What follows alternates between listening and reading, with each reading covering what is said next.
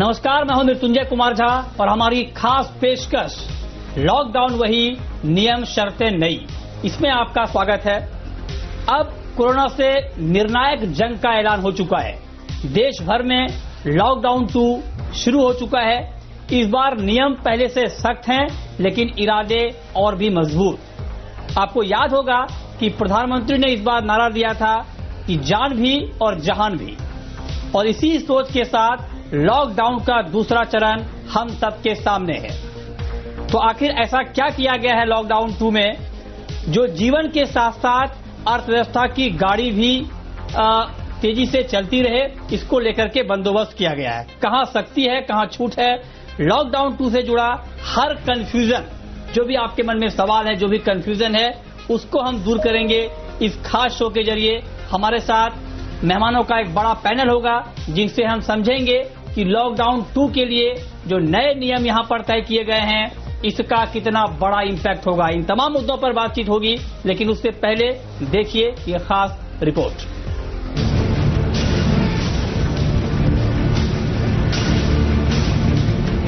सारे सुझावों को ध्यान में रखते हुए ये तय किया गया है कि भारत में लॉकडाउन को अब 3 मई तक और बढ़ाना पड़ेगा।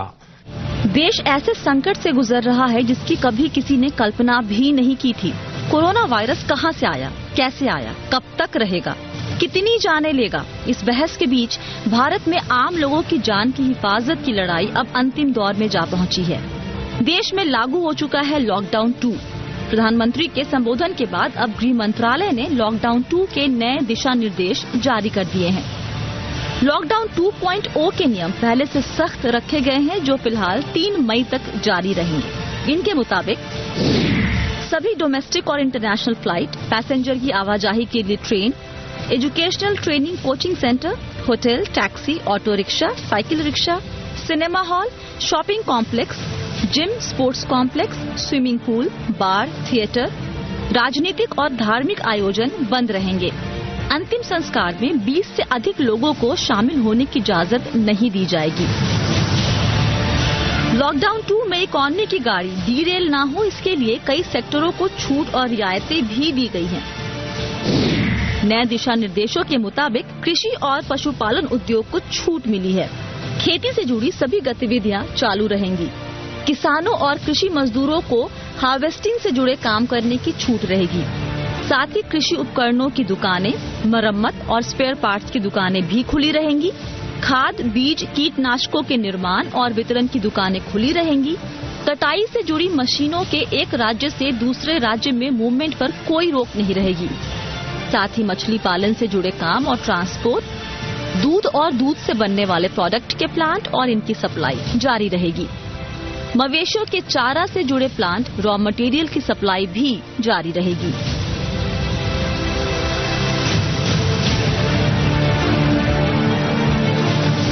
लॉकडाउन 2.0 में गृह मंत्रालय ने कुछ इंडस्ट्री को भी छूट दी है, जैसे ग्रामीण क्षेत्रों में काम करने वाले उद्योगों को छूट। SEZ में मैन्युफैक्चरिंग और निर्यात से जुड़ी यूनिट्स को शर्तों के साथ छूट मिली है। यहाँ कंपनियों को काम करने की इजाजत दी गई है, हालांकि उन्हें अपने कर्मचारियों को ठहराने का इंतजाम करना होगा। साथ ही उन्हें लाने ले जाने की जिम्मेदारी और काम के दौरान सोशल डिस्टेंसिंग का पालन करना होगा। लॉकडाउन 2.0 में दवा, फार्मा, मेडिकल डिवाइस, सामानों के निर्माण और रॉ मटेरियल से जुड़ी कंपनियों को छूट मिली है। ग्रामीण इलाकों में फूड प्रोसेसिंग यूनिट्स को काम करने की इजाजत है। IT हार्डवेयर के निर्माण और पैकेजिंग मटेरियल्स की मैन्युफैक्चरिंग और जूट इंडस्ट्री को भी छूट दी गई है। साथ ही ग्रामीण इलाकों में ईंट भट्टों को भी राहत दी गई है। साथ ही केबल टीवी, DTH, टेलीफोन जैसी जरूरी सेवाएं जारी रहेंगी। बिजली मैकेनिक, प्लम्बर, कारपेंटर को काम करने की इजाजत दी गई है। आयुष समेत सभी हॉस्पिटल, क्लिनिक खुले रहेंगे और APMC से संचालित सभी मंडियां खुलेंगी। पेट्रोल पंप खुले रहेंगे और कुरियर सेवाओं को काम करने की इजाजत भी दी गई है। गृह मंत्रालय की नई गाइडलाइंस के मुताबिक कंस्ट्रक्शन से जुड़े कामों को छूट मिली है, जैसे सड़क की मरम्मत और निर्माण, सिंचाई परियोजनाओं, बिल्डिंग निर्माण को छूट है। ग्रामीण इलाकों में सभी तरह के इंडस्ट्रियल प्रोजेक्ट्स को छूट मिली है। शहरी इलाकों में उन कंस्ट्रक्शन के काम को छूट मिली है जहां मजदूर साइट पर ही उपलब्ध हो। आने वाली 3 मई तक देश भर में बैंकिंग, एटीएम, पोस्टल सर्विसेज चालू रहेंगे। साथ ही ऑनलाइन टीचिंग और डिस्टेंस लर्निंग को बढ़ावा दिया जाएगा। लॉकडाउन 2.0 में ग्रामीण इलाकों में रोजगार की कमी न हो, इसके लिए मनरेगा के तहत होने वाले सभी काम जारी रहने की बात कही गई है। साथ ही इमरजेंसी में प्राइवेट गाड़ियों को शर्तों के साथ चलने की इजाजत दी गई है। 4 व्हीलर में ड्राइवर के अलावा केवल एक व्यक्ति और 2 व्हीलर पर सिर्फ एक व्यक्ति ही बैठ सकेगा। नियम तोड़ने पर भारी जुर्माना लगेगा। इसके अलावा क्वारंटाइन किया गया व्यक्ति अगर नियम तोड़ेगा तो उस पर आईपीसी की धारा 188 के तहत कार्रवाई होगी। इसके अलावा सड़क पर थूकने और बिना मास्क सड़क पर निकलने पर भी कार्रवाई होगी। इसके अलावा रोजमर्रा की जरूरत की चीजें जैसे राशन, फल, सब्जी, दूध, सिलेंडर, दवाओं के ट्रांसपोर्टेशन को इजाजत दी गई है। हालांकि एक ट्रक में 2 ड्राइवर और एक हेल्पर बैठ सकेंगे। साथ ही जरूरी सामानों की सप्लाई चेन बनी रहे, इसके लिए रेलवे की मालगाड़ियों पर छूट बरकरार रखी गई है। लॉकडाउन 2 में पहले की ही तरह किराना, राशन की दुकानें, फल, सब्जी, दूध की दुकानें, मीट, मछली, पोल्ट्री की दुकानों को खुलने की इजाजत दी गई है। साथ ही प्रिंट और इलेक्ट्रॉनिक मीडिया को छूट दी गई है। साथ ही सरकारी काम में लगे कॉल सेंटर को भी लॉकडाउन से छूट की इजाजत है। साफ है कि इस बार सरकार की कोशिश है कि लॉकडाउन से सिर्फ कोरोना की कमर टूटे और अर्थव्यवस्था की गाड़ी जो पहले लॉकडाउन के दौरान रुक गई थी दोबारा पटरी पर दौड़ने लगे, ताकि जान भी सलामत रहे और जहान भी। ब्यूरो रिपोर्ट, जी मीडिया।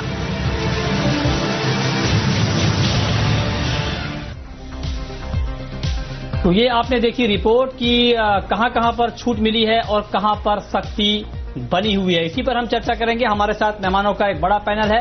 पहले अपने मेहमानों से आपका परिचय करा दें। हमारे साथ हैं doctor Swati Maheshwari, senior physician हैं। हमारे साथ हैं डॉक्टर निरंजन हीरानंदानी, प्रेसिडेंट हैं नैरेडको के। हमारे साथ सुनील अलग साहब हैं, एमडी हैं एसके एडवाइजर्स के। और हमारे साथ है देविंदर शर्मा, जाने माने एग्री इकोनॉमिस्ट हैं। आप सभी मेहमानों का बहुत बहुत स्वागत है। चर्चा की हम शुरुआत डॉक्टर स्वाति माहेश्वरी जी आपसे करना चाहते हैं, क्योंकि ये जो छूट दी गई है इसमें ये शर्त भी है और पीएम ने भी कल इस बात का जिक्र किया था कि 20 अप्रैल से उन्हीं जगहों में छूट दी जाएगी जो कोरोना के हॉटस्पॉट नहीं होंगे, जहां पर कोरोना के मामले बढ़ेंगे नहीं, घटेंगे और वहां पर हालात पूरी तरह से काबू में रहेंगे। तो मैं सबसे पहले आपसे ये पूछना चाहता हूं कि हर व्यक्ति, एक जिम्मेदार नागरिक को अपने इलाके में कोरोना का हॉटस्पॉट ना बन पाए, इसके लिए क्या कुछ नया करना चाहिए? पहला सवाल। दूसरा, जो नई गाइडलाइन में बातें कही गई हैं कि मास्क पहनना बहुत जरूरी है, अनिवार्य है और थूकने पर भी यहां पर जुर्माना लगाया जाएगा, इसके पीछे क्या दलील है, क्या तर्क है और नए हॉटस्पॉट ना पनपे इसके लिए क्या किया जाना चाहिए? देखिए, इस बीमारी के लिए ना अभी हमारे पास कोई वैक्सीन है और ना कोई दवा है। तो जो अभी हमारे पास तरीके हैं इसको रोकने के, वो सोशल डिस्टेंसिंग है, वो हमारे हाइजीन के तरीके हैं, वो हमारा मास्क है। तो यही तरीके अभी हमारे पास हैं जिनको हम सोशल वैक्सीन भी बोल रहे हैं, जिनसे कि हम इस वायरस को रोक सकते हैं, इसके संक्रमण को आगे बढ़ने से रोक सकते हैं। तो जो ये चीजें हैं, सोशल डिस्टेंसिंग है, इसका हमें पालन तब भी करना है जब रिलैक्सेशन होगा। यानी कि 20 तारीख के बाद जिन एरियाज में ये रिलैक्सेशन होगा, जहां जहां लोगों को काम पर वापस जाने के लिए अब अपॉर्चुनिटी दी जाएगी, वहां भी आपको ये बातों का ध्यान रखना है कि आप सोशल डिस्टेंसिंग करें, आप मास्क पहनकर काम करें, आप हाइजीन का ध्यान रखें। उन जगहों पर भी सैनिटाइजेशन किया जाएगा बार बार, क्योंकि जैसे ही लोग एक जगह इकट्ठे होंगे और अगर वो फिर से भीड़ लगाने लगे, अगर वो फिर से उसी तरह से वापस करने लगे जैसे कि हम पहले कर रहे थे, तो फिर वापस से संक्रमण फैलने लगेगा और हम फिर से पीक देखने लगेंगे। देखिए, एक बहुत अच्छी बात यह है कि अब जो हमारा R0 है, यानी कि जो एक ये पैरामीटर होता है जिससे पता चलता है कि कितना ज्यादा संक्रमण फैल सकता है, वो हमारा काफी कम हो गया है। लॉकडाउन से पहले हमारा R0 4.5 के आसपास था, जो कि काफी हाई था। और अब जो नई रिपोर्ट्स आई हैं उससे 11 अप्रैल का जो हमारा R0 है वो 1.55 हो गया, यानी कि एक व्यक्ति जो है 1.5 और लोगों को इन्फेक्ट करने की चांस रखता है, और ये लॉकडाउन की वजह से हुआ है, ये सोशल डिस्टेंसिंग की वजह से हुआ है। और विश्व में ऐसा देखा गया है कि जब R0 1 से नीचे चला जाता है तो बीमारियां खत्म होनी शुरू हो जाती हैं। तो कोशिश यही है कि हम R0 को कम से कम रखें, जितना ज्यादा बढ़ेगा उतना इन्फेक्शन लोगों में फैलेगा, लेकिन इसको हम कंप्लीटली खत्म करने के लिए हमें वैक्सीन की जरूरत है, जिसके लिए पूरे विश्व में इस वक्त युद्ध स्तर पर कोशिश चल रही है। लेकिन अभी हमारे हाथ में क्या है, वो है सोशल डिस्टेंसिंग, वो है मास्क पहनना, वो है हाइजीन का ध्यान रखना। तो हमें जब रिलैक्सेशन होगा तो इन बातों का बहुत सख्ती से पालन करना है। हमें बिल्कुल नहीं सोचना है कि हम वापस उसी जिंदगी में जा रहे हैं, हम कुछ भी अपनी मनमानी कर सकते हैं, ऐसा बिल्कुल भी नहीं। क्योंकि अगर हमने जरा सा भी ऐसा करा तो प्रधानमंत्री जी ने भी ये बात बोली है कि कहीं भी अगर रिलैक्सेशन के नॉर्म्स को तोड़ा जाएगा तो वहां के रिलैक्सेशंस को वापस ले लिया जाएगा और दोबारा से वहां लॉकडाउन लग जाएगा। बिल्कुल, ये कुछ जरूरी सुझाव हैं, इसलिए मैंने चर्चा की शुरुआत इसी बात से की कि 20 अप्रैल से आपको थोड़ी बहुत छूट मिलेगी। इसका मतलब ये नहीं कि आप बिल्कुल जो कोरोना को रोकने के उपाय हैं उसको आप नजरअंदाज कर दें। इसका आपको ध्यान रखना है, नहीं तो आपसे ये जो छूट दी गई है ये वापस भी ली जा सकती है। अब डॉक्टर निरंजन हीरानंदानी सर, मैं अब आपसे जानना चाहता हूं, इंडस्ट्री लगातार इस बात को लेकर चिंता जाहिर कर रही थी कि इंडस्ट्रियल एक्टिविटी रुकने से इकोनॉमी को बड़ा डैमेज होगा, और बात ठीक भी है बहुत हद तक।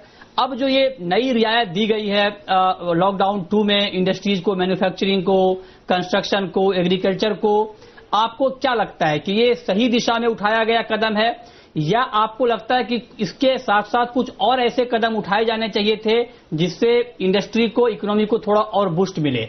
आज की इस नई गाइडलाइन जो इंडस्ट्री के लिए है उसके ऊपर आपका रिएक्शन क्या है? पहली बात यही है कि जो प्रधानमंत्री ने कहा जान है और जहान भी है, वो आज जो नोटिफिकेशन आया उससे बहुत सही दिख रहा है।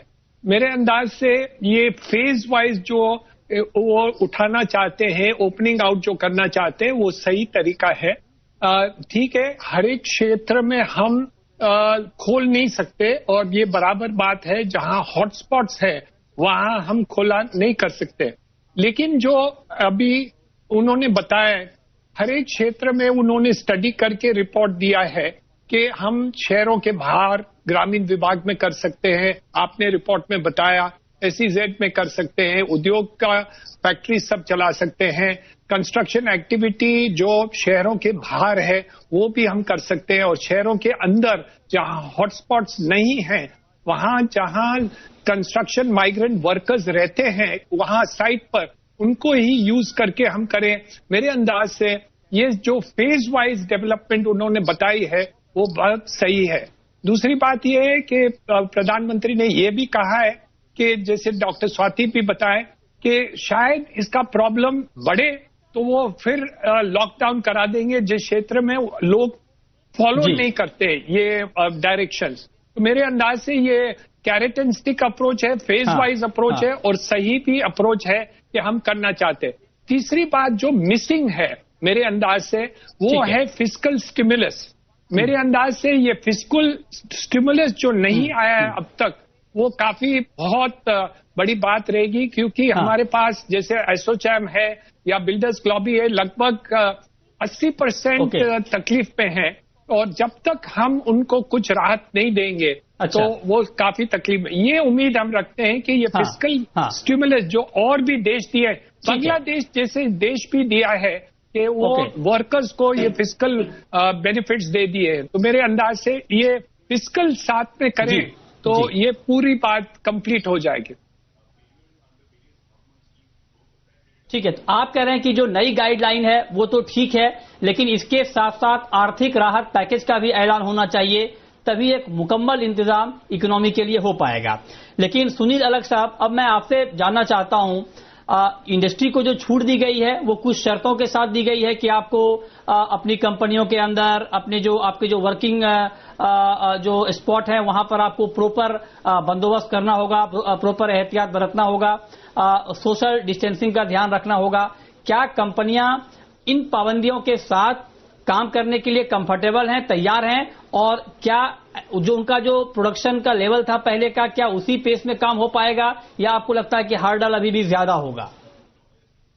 देखिए, मैं तो पिछले हफ्ते से कह रहा हूं, चाहे जो भी हो, एसोचैम, फिकी सब कह रहे थे कि सब इंडस्ट्री को खोल दीजिए आप, हमको चाहिए, नहीं तो इकोनॉमी डिस्ट्रॉय हो जाएगी।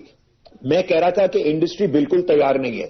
मैं जब कहता हूं कि maybe few companies are, but जब तक कंपनीज अपने जब वर्कर्स आएंगे उनके लिए कहां ठहरेंगे, कहां बाथरूम बनाए हैं, क्या किया आपने, जब तक आप तैयार नहीं होंगे तब तक ये डिमांड करना बिल्कुल मेरे हिसाब से तो डिमांड ही नहीं करना चाहिए।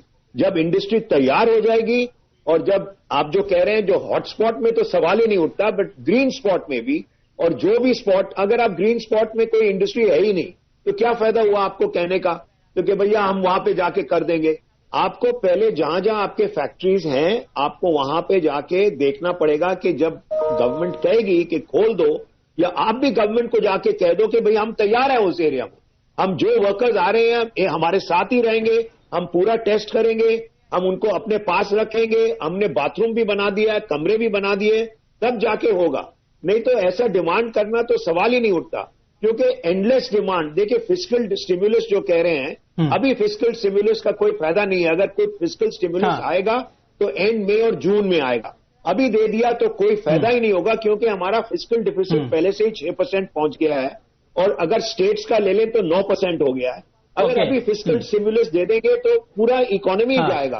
देखो, जो 2-3 महीने में जो कह रहे हैं ना 26 लाख करोड़ फिगर हमने लूज कर दिया है, अगर हम जिंदा रहेंगे और हमारे पास है तो ये जो 2-3 महीने में जो भी लूज किया है, इंडिया में बहुत ही अपॉर्चुनिटी है।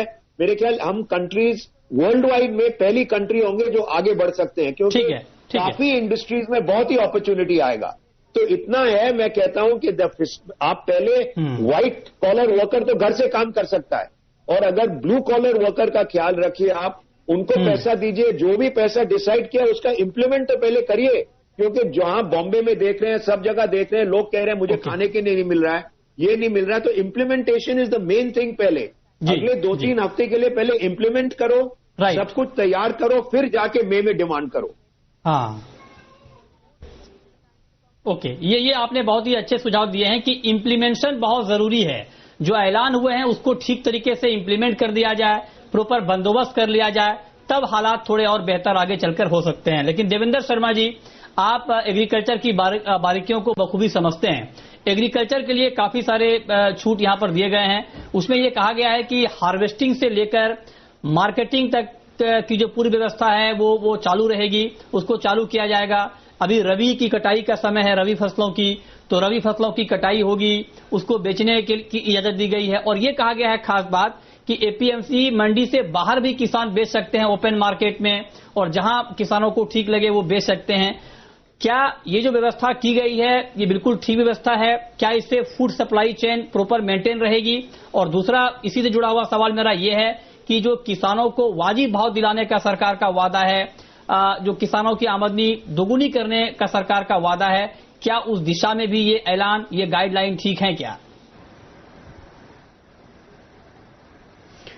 देखिए, चाहे आमदनी दुगनी करनी हो या ना करनी हो, लेकिन एग्रीकल्चर को तो खोलना बहुत जरूरी था ही, और गिवन द कंस्ट्रेंट सेफ्टी के जो हैं उनको मानकर ये चलना बहुत जरूरी था। उसका कारण बड़ा स्पष्ट है कि agriculture is not like a industry जिसको आपने शटर को डाउन किया और 3 महीने बाद शटर को खोल दिया। यहां पर यह है कि agriculture is a continuous activity जिसको परफॉर्म करना ही है। गाय ने दूध देना ही देना है, टमाटर ने अपने टाइम पर पकना है, गेहूं ने अपने टाइम पर पकना है, उसकी हार्वेस्टिंग होनी है।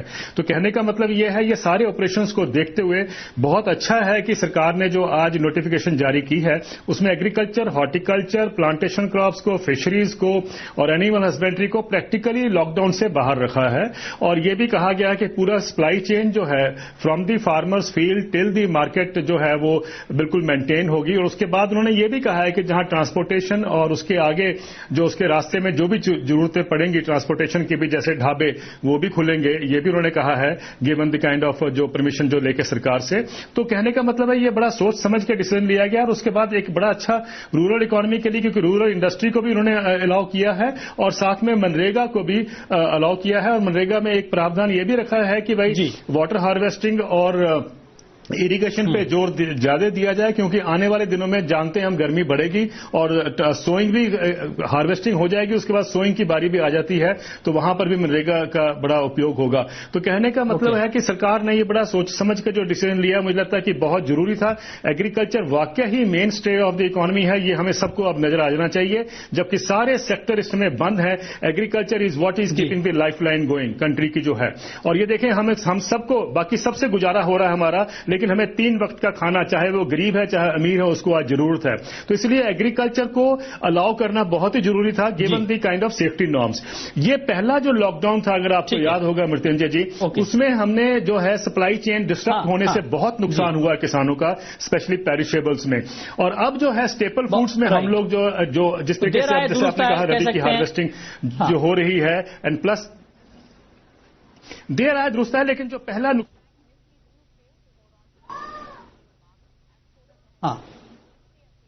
ठीक है, मतलब आप ठीक है, आप कह रहे हैं कि बहुत जरूरी था कि एग्रीकल्चर एक्टिविटी को यहां पर शुरू किया जाए। अब वक्त है एक ब्रेक का। ब्रेक के बाद लॉकडाउन की नई गाइडलाइन से जुड़े हुए कुछ और अहम सवाल होंगे अपने खास मेहमानों से। तो आप देखते रहिए जी बिजनेस। छोटा सा ब्रेक, तुरंत लौटते हैं।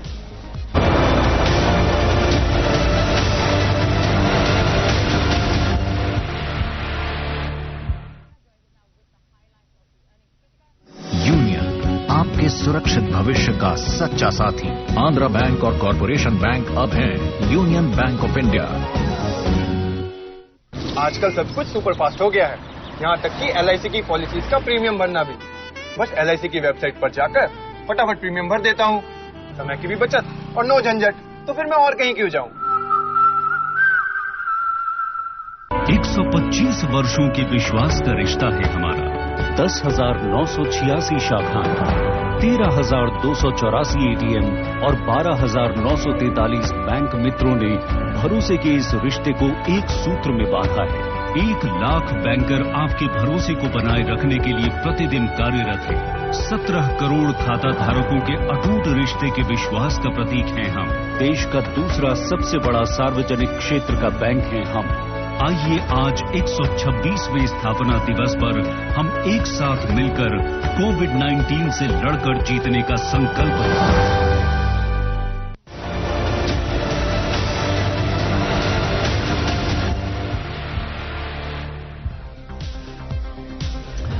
ब्रेक के बाद भी ये खास चर्चा जारी है। हमारे साथ तमाम एक्सपर्ट बने हुए हैं और अपने एक्सपर्ट से गुजारिश है कि आप लोग सर प्लीज थोड़ा जवाब छोटा रखें, वक्त की बहुत कमी है। और दूसरे दौर की चर्चा में मैम आपसे शुरू करना चाहता हूं, चूंकि आप डॉक्टर हैं। सरकार ने नई गाइडलाइन में मास्क के ऊपर काफी फोकस किया है कि बिना मास्क के आप बाहर नहीं निकल सकते। इसको लेके कोई नई रिसर्च आई है क्या कुछ हवा के जरिए इसके फैलने का खतरा थोड़ा बढ़ा है? कुछ नई जानकारी आप लोगों के पास आई है क्या? देखिए मृत्युंजय, अगर आप जानते हो तो पहले हम लोग शुरू में सब लोग यही बोल रहे थे, सारे डॉक्टर्स और WHO भी यही बोल रहा था कि केवल मास्क उनको लगाने की जरूरत है जो कि पीड़ित हैं, जिन्हें सर्दी खांसी जुकाम है या जो कोरोना वायरस से संक्रमित हैं या जो डॉक्टर्स पैरामेडिकल स्टाफ हैं। लेकिन अब जो पीछे स्टडीज आई हैं उसमें से खासतौर एक मैसाचुसेट्स से इंस्टीट्यूट से वहां से एक स्टडी आई जिसमें उन्होंने बोला कि ये एयरबॉर्न भी हो सकता है और 8 मीटर तक हवा में इसके कीटाणु रह सकते हैं। वैसे उन्होंने इसमें स्पष्ट भी किया कि ये ज्यादातर हेल्थ वर्कर्स के लिए है, क्योंकि वहां पर वो इस तरह के कार्य कर रहे होते हैं, मरीज को देख रहे होते हैं, तो वहां एरोलाइज्ड हो जाता है। लेकिन साथ में एक और स्टडी भी आई जिसमें उन्होंने बोला कि एसिम्प्टोमेटिक कैरियर्स भी होते हैं, यानी कि 50% तक 35 से 50% तक ऐसे लोग हैं जिनको कोई लक्षण नहीं है लेकिन वो दूसरों को ये बीमारी फैला सकते हैं। तो उनके पास अगर आप खड़े होकर बात कर रहे हैं तो भी आपको हो सकता है, इसलिए मास्क जरूरी किया। मास्क जरूरी है, ठीक है। डॉक्टर हीरानंदानी, बिल्कुल संक्षेप में सर, लॉकडाउन 2 में आप रियल एस्टेट सेक्टर की सेहत कैसी देख रहे हैं? मुझे लगता है कि ये स्टेज वाइज डेवलपमेंट हुए। जैसे अलग साहब ने बताया है कि भाई हम इसमें सुरक्षित वर्कर्स को सुरक्षित रखें और फिर भी काम कर सके, जहां हम ये पूरे सोशल डिस्टेंसिंग, सैनिटाइजिंग और ये सब हम टेम्परेचर मेजरमेंट कर सके, तो वो है। मेरे अंदाज से ये स्टेज वाइज डेवलपमेंट जरूर होगा और जो बांद्रा में प्रॉब्लम रही वो फिर नहीं होगा, क्योंकि ये सब जो वर्कर्स वहां साइट्स पर रहते हैं नहीं होगा, बहुत ही बेचैन हो जाते हैं।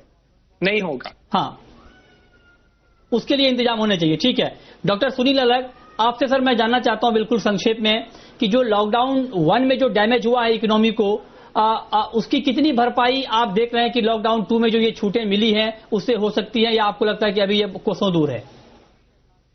देखिए, कोसों दूर तो सवाल ही नहीं उठता है कि हर कोई परफेक्ट नहीं होता है। जो लॉकडाउन 1 में लूज हुआ है लॉकडाउन 2 में भी आएगा। और जो हमारे वो जो एग्रीकल्चरल एक्सपर्ट है वो हमारे दोस्त भी हैं, काफी हम एक साथ मिल चुके हैं।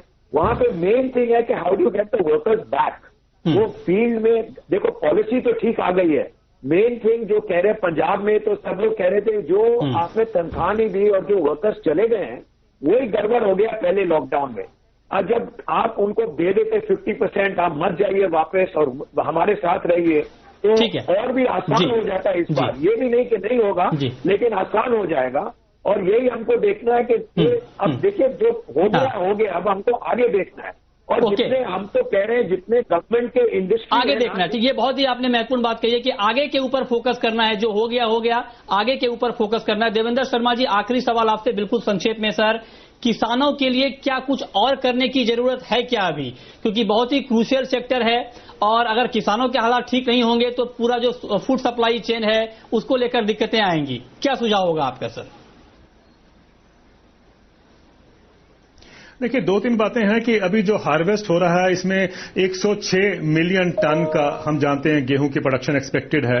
और जो शॉर्टेज है वर्कर्स की, जो मजदूरों की शॉर्टेज है, ये सब जानते हैं। प्लस कटाई बढ़ाई में जो प्रॉब्लम आएगा वो भी आएगा। मेरा ये कहना है कि ये एक ऐसा टाइम है जबकि हमें देश के इकोनॉमी को वायबल करने के लिए, डिमांड क्रिएट करने के लिए भी हमें किसानों को जो इनकम देनी है, जो उनको पैसा देना है, उसमें जो 1925 रुपए मिनिमम सपोर्ट प्राइस गेहूं का है उसमें कम से कम 100 रुपया सरकार को पर क्विंटल का बोनस देना चाहिए, ताकि जिसमें काफी हद तक जो नुकसान वो किसान झेल रहे हैं वो उसमें कवर अप हो सके। मुझे लगता है कि ये बहुत महत्वपूर्ण होगा।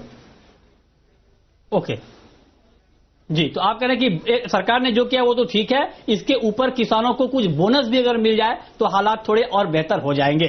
बहुत बहुत शुक्रिया आप तमाम खास मेहमानों का इस खास चर्चा में शामिल होने के लिए कि नई गाइडलाइन की बड़ी बड़ी बातें क्या हैं और नई गाइडलाइन के बाद हालात कितने बदल सकते हैं। तो फिलहाल इस खास पेशकश में इतना ही। वक्त है ब्रेक का। ब्रेक के बाद भी खबरें लगातार जारी हैं। नमस्कार।